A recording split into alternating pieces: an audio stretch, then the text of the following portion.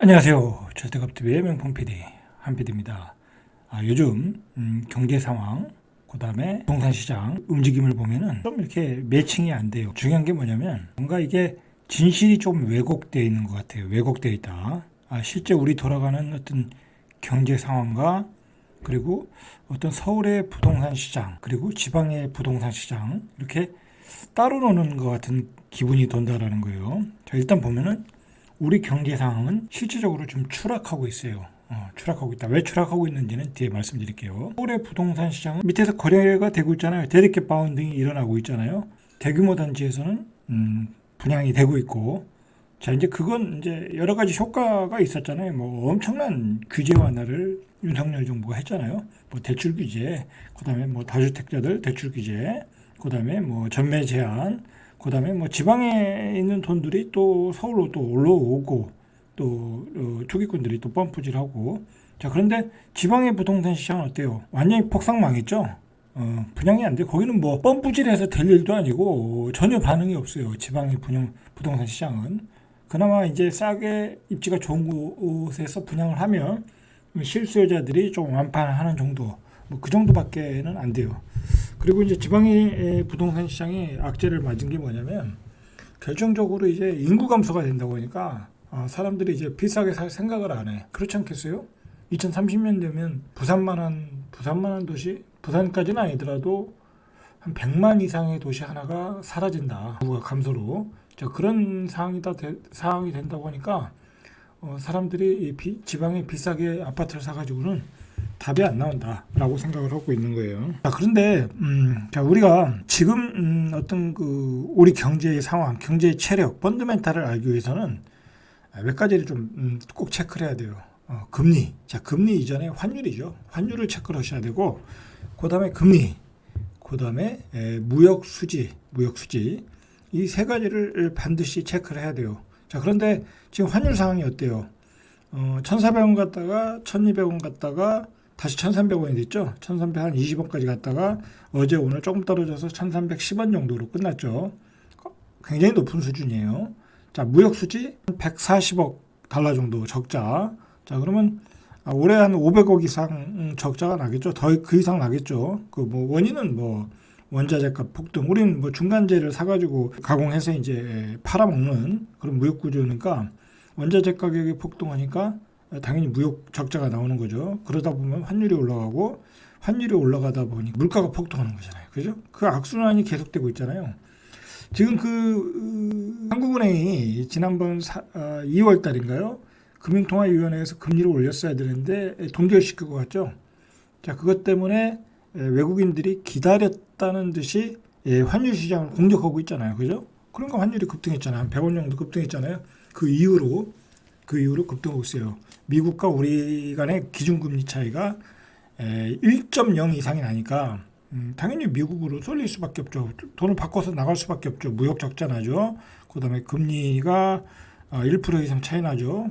여기 뭐 원화를 가지고 있으면 위험하다고 생각, 달러로 환전을 하고 있는 거죠. 외국인의 매수세도 눈에 띄게 줄어들고. 자, 그래가지고 그것 때문에 한국은행이 지금 욕을 얻어먹고 실기를 했다라는 거야. 금리를 그때 올렸어야 되는데 안 올렸기 때문에 환율이 폭등하고 지금 현재 물가가 폭등하고 있다라는 거야. 그러니까 이제 앞으로는 올리겠죠. 뭐 이렇게 욕을 얻어먹고 이제 그러니까 이게 우리 같은 사람, 아마 우리 같은 그 사람들조차도 뭐 저도 야, 우리가 금리를 안 올리면 환율은 급등한다라는 걸 뻔히 알고 있었거든요. 뭐 저 정도 되는 사람들은 다 알고 있었어. 그래서 제가 그 얼마 전에 우리 금리 안 올리면 달러 타라고 그랬잖아요. 달러.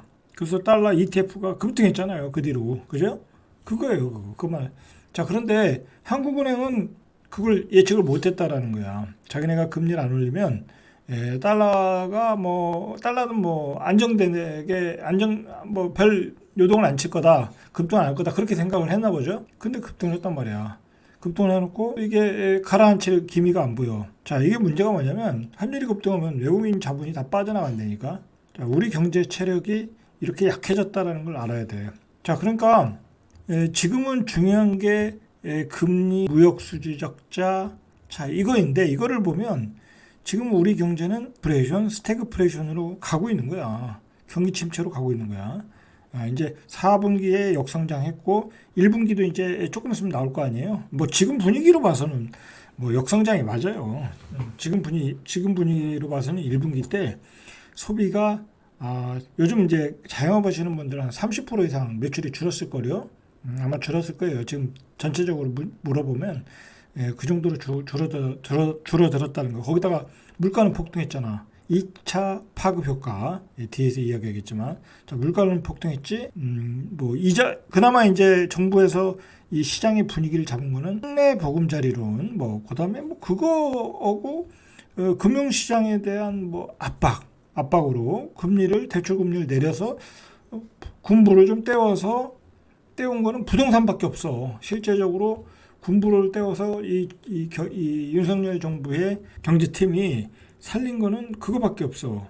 서울의 부동산의 온기를 조금 살린 거, 부동산 PF 시장이 붕괴가 안 된 거. 나머지 경제야 뭐 자체적으로 뭐 수출이 안 되는 거니까 뭐 그건 어쩔 수 없는 거고.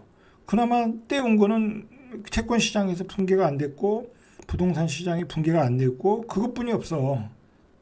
그러니까 이게 지금 보니까 두 마리 토끼를 이 윤석열 정부의 경제팀이 다 잡으려다가 금리도 인상을 좀 늦추고 그리고 자꾸 대출 금리를 누르고 그러면서 그러니까 인플레이션이 되고 그리고 또 공공요금을 인상을 해야 되는데 인상도 못하고 공공요금 인상했다가 난방비 폭탄이라고 해서 엄청난 또 역풍을 만났고 그러니까 이러지도 못하고 저러지도 못하는 그런 아주 이상한 상황이 돼버린 거야. 그러니까 어떻게 보면 경기 침체 뭐 그다음에 경기 악화는 반드시 거치고 가고 거기서 암을 도려내야 되는데 그 암덩어리 지금 키우고 있더라는 거야.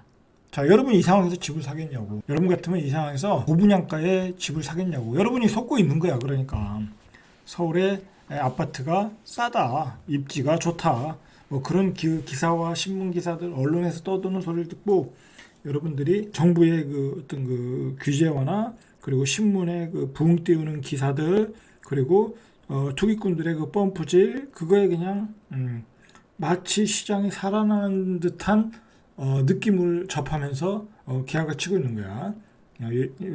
요즘 저가 매수하신 분들도 그렇고 제가 그거 엄청나게 설명해 드렸어요. 새로운 고점이다.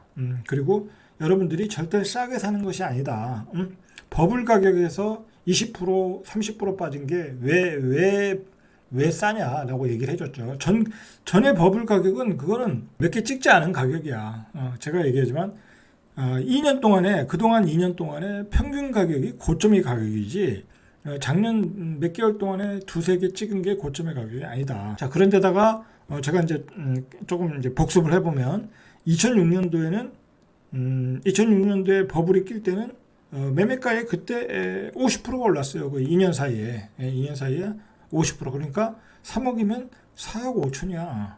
근데 이번 시장에는 한 8억이 돼버렸어. 심지어는 9억이 돼버렸다니까.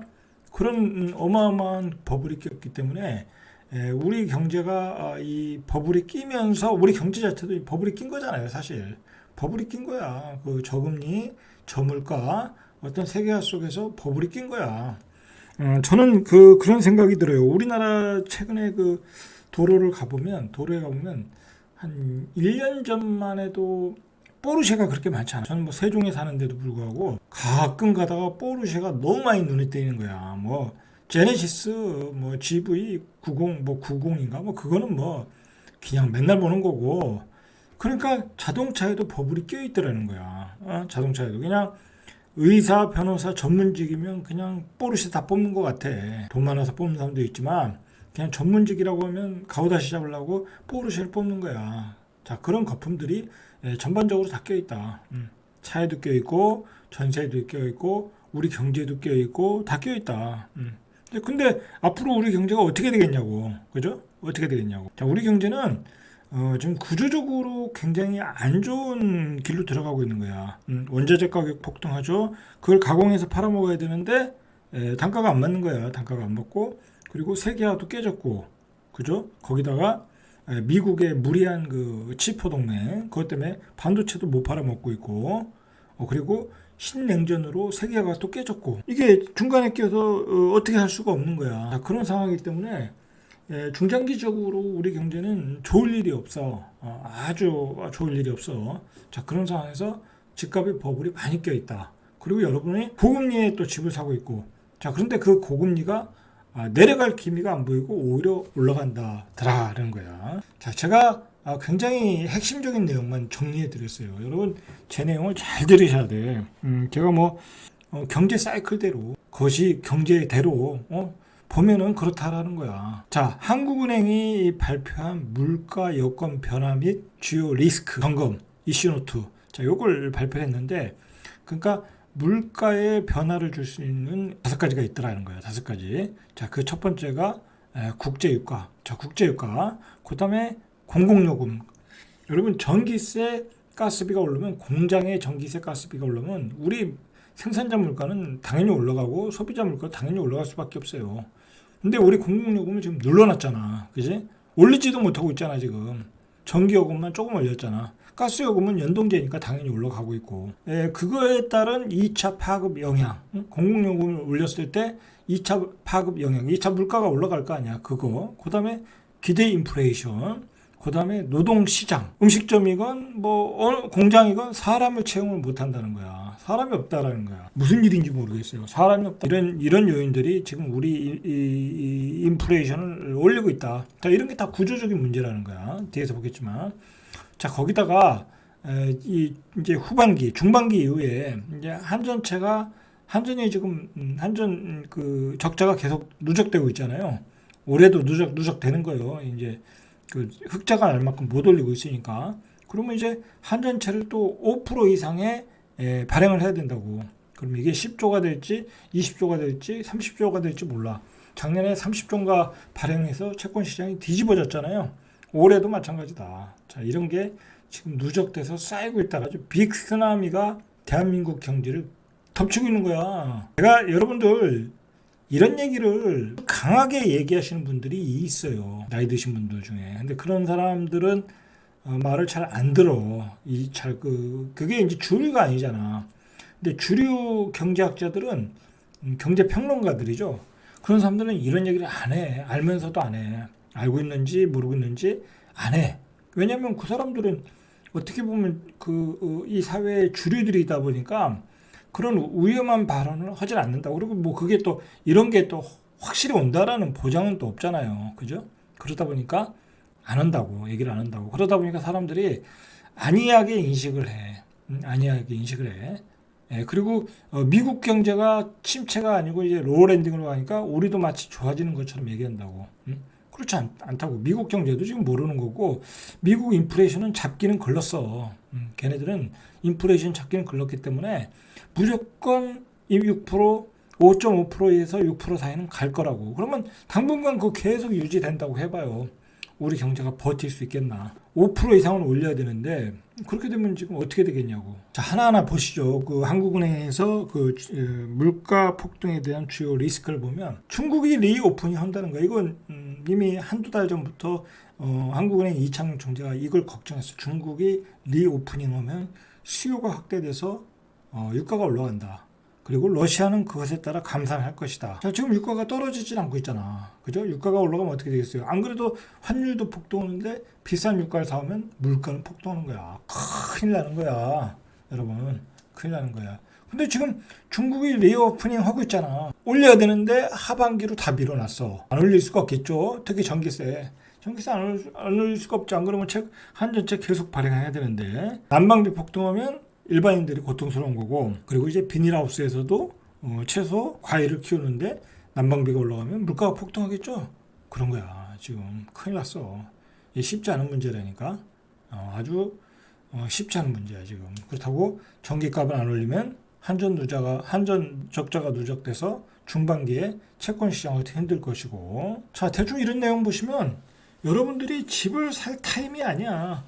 지금 딱 봐도 금리가 올라갈 것 같잖아요. 뭐 뒤에서 제가 말씀드리겠지만 금리가 올라갈 타임이라고. 은행채 금리가 올라가고 있다고.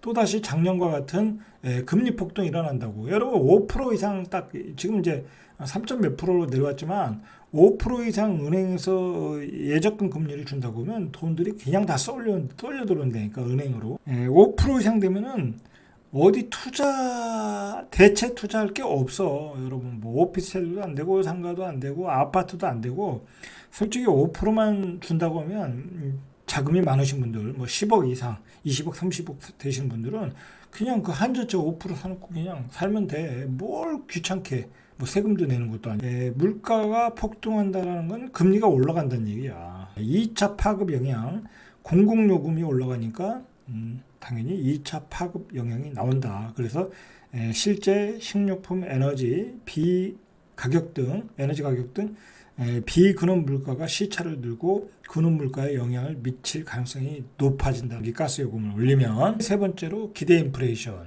자, 기대 인플레이션. 이제 막연한 기대 인플레이션이 있잖아요, 지금. 그러니까 다 올리는 거야. 일단 올리고 보자라는 거야. 자, 시중 자금의 흐름을 보니까 지금 경기 예금이 이게 굉장히 중요하거든요. 여러분들 지금 실제로 진짜 부동산으로 돈이 오고 있는지 아니면 은행에 돈이 있는 건지 은행에서는 어디로 돈이 가는지 이걸 계속 추적하셔야 돼.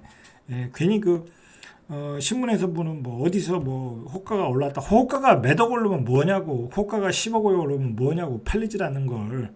여러분 지금의 가격은 거래가 바닥에서 급매 거래되면 팔리질 않아. 이렇게 금리가 올라오고 경제가 안 좋은데 누가 집을 사겠어요. 그죠? 자, 보시죠.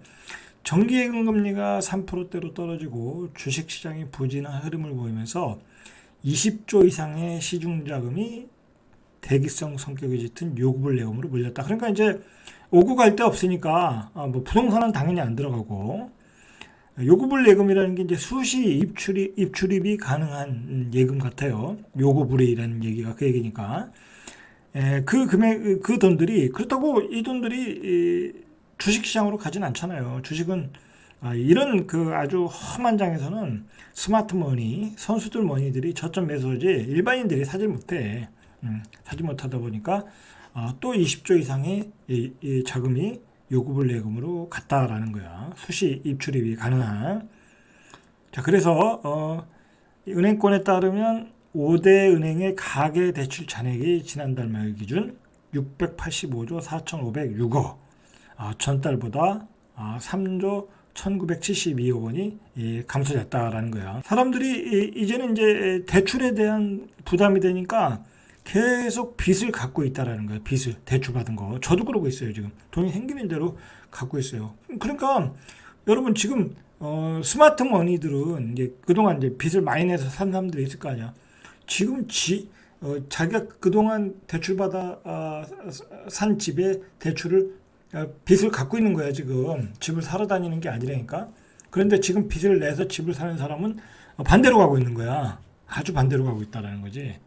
좋은 의미에서 반대가 아니에요. 그거는 뭐랄까, 트렌드를 모르고 반대 방향으로 달리고 있다는 거예요. 그래서 지금 부채를 갖고 있는 거에 집중하고 있다는 거야.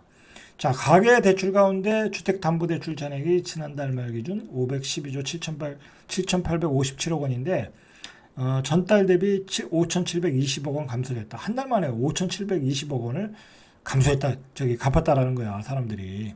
그리고 신용대출 잔액도 전월과 비교해서 2조 1,382억 원. 그러니까 마통으로 쓰신 분들, 그런 분들 뭐 코인 팔아서, 주식 팔아서, 집 팔아서 다 갖고 있다라는 거야.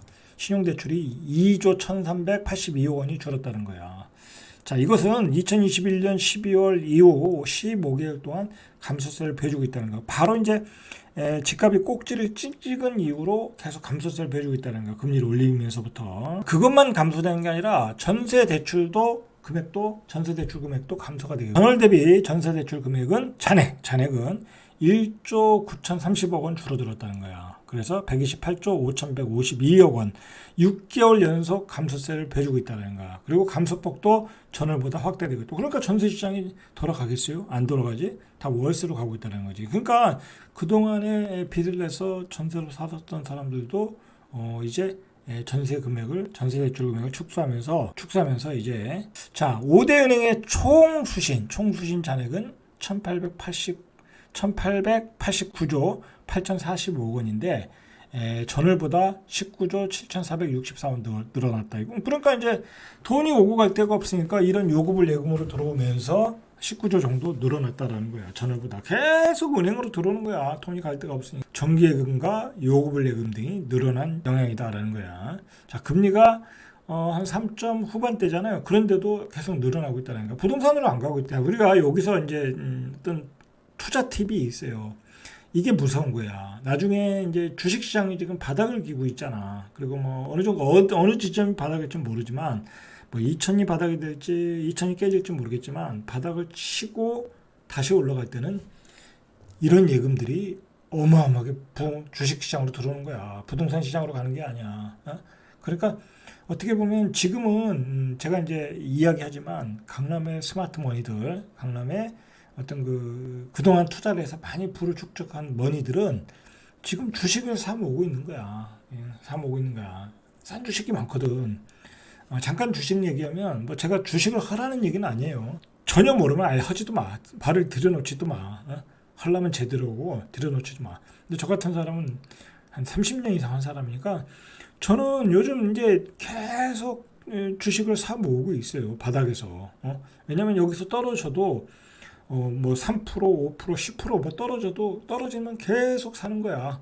왜냐면 배당이 나오잖아. 저는 좋은 주식 사니까 배당 나오면 뭐 예를 들어서 한 10% 떨어져도 배당 한 3, 4% 주면 한 2년 받으면 또 그게 또 본전이 되잖아. 그러니까 손해 볼 게 없더라고. 그래서 저는 주식을 사 먹고 있어요. 그 얘기는 뭐냐면 지금의 스마트머니들은 지금 부동산 시장은 먹을 게 없다라고 생각해요. 왜냐면 너무 고점을 쳤거든. 버블을 꼈거든. 근데 지금 얼마 빠지지도 않았는데 다시 올라간다라는 게 버블 가격으로 가는 거잖아. 그러니까 안 산다니까. 그래서 제가 어제도 방송에서 얘기했지만 강남의 그 스마트머니들은 부동산에 관심 없다니까. 들고 있는 거는 들고 있는 거고 다시 여기서 이 가격에 사질 않는다니까. 먹을 게 없는데 주식 들어가면 예를 들어서 지금 예를 들어 바닥을 치고 다시 올라가면 2배, 3배 올라갈 주식이 허다한데 부동산을 사겠냐고. 그죠? 지금 부동산을 사는 사람들은 그 펌프질하는 그 부동산 꾼들이 펌프질하는 거에 의해서 들어가는 불인이들, 그 다음에 예전에 다주택자에서 돈을 조금 먹어봤는데 어설프게 먹은 거지. 어설프게 먹었던 사람이 잘 팔고 다시 저점이다. 그렇게 해서 들어가는 사람들. 뭐 그 정도야. 어쨌든 이렇게 은행의 수신 금액이 늘고 있다. 정기 예금 잔액도 전월 대비 3조 4천억 정도 늘어나고 있고요. 자, 이렇게 은행에 돈이 쌓이고 있다. 자, 그러나 쌓이고 있다는 얘기는 뭐야? 부동산으로 안 가고 있다는 얘기야. 정기 적금 잔액도 37조 3,220억. 전달보다 4,854원. 계속 늘고 있어요, 지금. 수시 입출금식 저축성 예금을 포함한 요구불 예금. 아까 얘기한 거죠. 전월보다 20조 늘어났다. 그러니까 이런 예금은 적금이 아니라 이제 수시로 입출금이 하는 얘기는 어느 시장이 좋으면 어느 시장으로 튀겠다라는 어떤 예비 출발이 빠른 금액이라고 보시면 되겠죠. 제가 앞에서 무슨 얘기를 했냐면 금리를 봐야 된다. 금리. 여러분들 요즘 금리가 내려간다고 집을 사고 있잖아. 연준이 또 이제 연준의 금리 인상도 멈춘다고 했는데 그런 분위기가 또 요즘 아니잖아. 고금리는 고착화되는 분위기로 가고 있잖아요. 미국의 어떤 고용 시장을 보거나 아니면 미국의 경기를 보거나 그것도 소매 판매를 보거나 당분간 고금리를 유지한다고 하니까 우리 미 국채도 급등을 했지만 미 국채도 10년물이 거의 4%대 3.98 그렇게 갔잖아요. 10년물이. 그 다음에 2년물인 거는 5.18인가 그래. 자, 그러니까 우리나라 국고채 금리도 덩달아 상승하고 있다는 거야. 덩달아. 여러분 이렇게 국고채 금리가 올라가면 자, 국고채 3년물과 10년물이 3.8대로 올라섰다는 거야. 작년에는 한 4점 몇 대 됐죠. 자, 2거래일 연속 연고점을 경신했고 작년 11월 이후 넉 달 이래 최고라는 거야. 여러분 국고채 금리가 한 4.8대잖아요. 그럼 이걸 사야지. 그죠? 이거 사야지. 이거 사가지고 그냥 10년물이랬는데 10년 동안 한 5% 이상 받아봐. 여러분 그러면 다른 거 살 필요 없어. 뭘 사냐고. 10년물짜리 예를 들어서 5%가 된다고 해봐.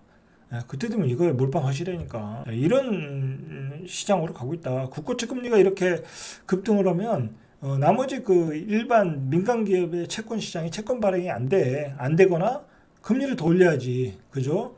예를 들어 이게 5%가 됐다 그러면 거기는 8%를 팔아야 돼. 여러분 민간 기업이 8%에 팔면 어떻게 되겠어요? 그거 버티겠어요? 그죠? 못 버티겠죠? 작년 상황이 그랬잖아. 그죠? 레고랜드 사태 이후에.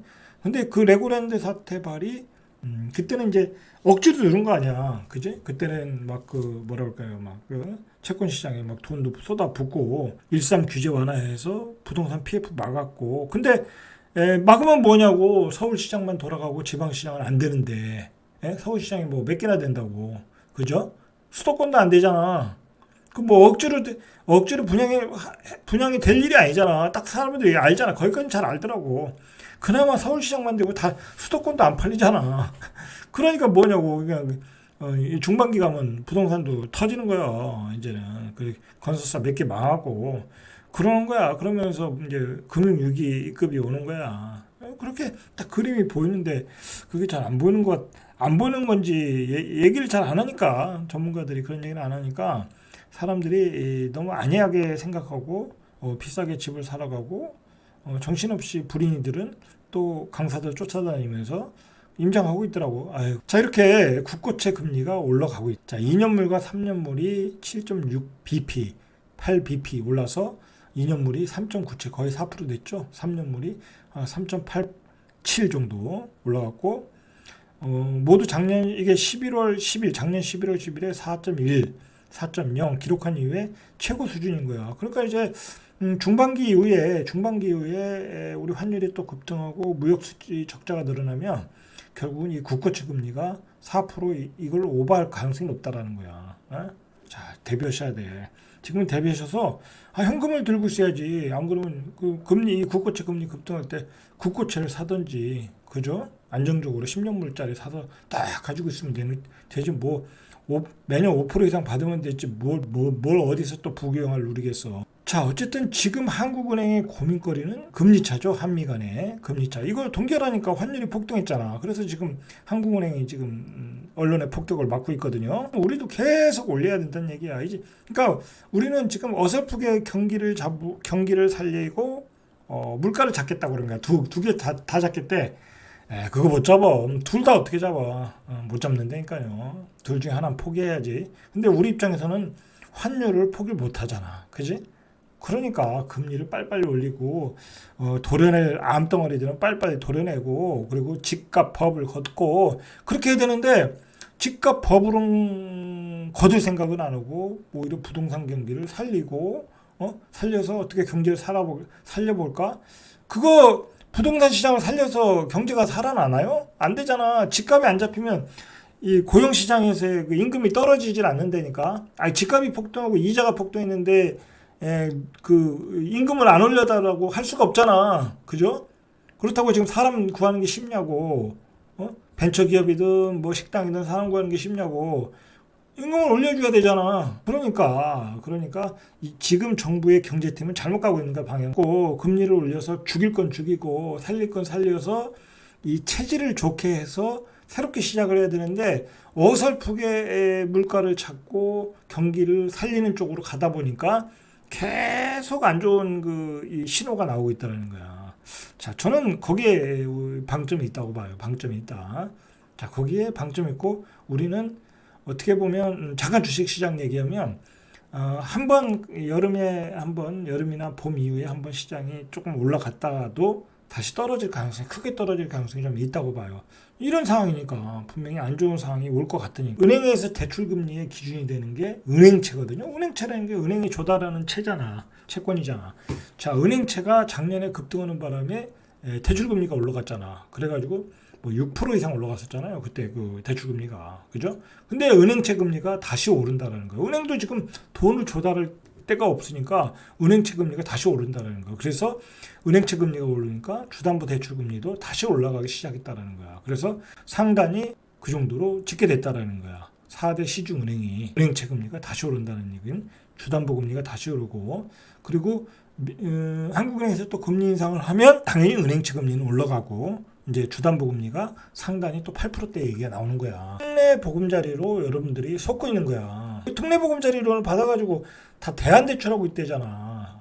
그래가지고 집을 사고 있는 게 아니야. 대안대출하고 있는 거지. 자, 추가금리 인상 가능성을 시사하니까 시장금리가 요동을 치면서 1월 2일 은행채 5년물 금리가 연 4.76에서 2월 3일 한 달 만에 887로 내려갔어요. 그랬다가 이후 지난달 28일 다시 4.5로 올라갔다라는 거야. 그러니까 작년에 4.76에서 3.88로 내려갔다가 4.55가 됐다라는 거야. 다시 전고점에 왔잖아요. 그죠? 한 달 사이에 0.7포인트가 올라가고 있다. 그러니까 시중의 이 자금의 동향을 여러분들 잘 보셔야 돼. 잘 보셔야 된다. 자, 지난해 10월 레고랜드 사태 이후에 처음이다. 이런 기사들은 잘 여러분들 눈에 띄질 않거든요. 그냥 이렇게 무시한다고 어려운 개념이니까. 근데 이 은행채 금리가 다시 올라간다는 건 주택담보대출 금리가 올라가고 시중에 돈이 마르고 있다라고 보시면 돼. 네? 제가 작년에 엄청나게 이거 설명해 드렸잖아요. 그죠? 대출 금리도 올라간다. 은행채 금리가 올라가면. 자, 현재 6% 중반인 고정형 주담대 금리는 7%대 근접할 것이고 또 은행채가 계속 올라가면 8%대까지 된다는 얘기야. 신용대출 역시 7%. 자, 물가 폭등하죠. 또 금리 폭등하죠. 여러분들 지금 어디에 투자할 때가 아니라니까. 지금 대부분의 사람들은 대출을 갖고 있잖아. 그 대출 갚는 사람들이 누구겠어요?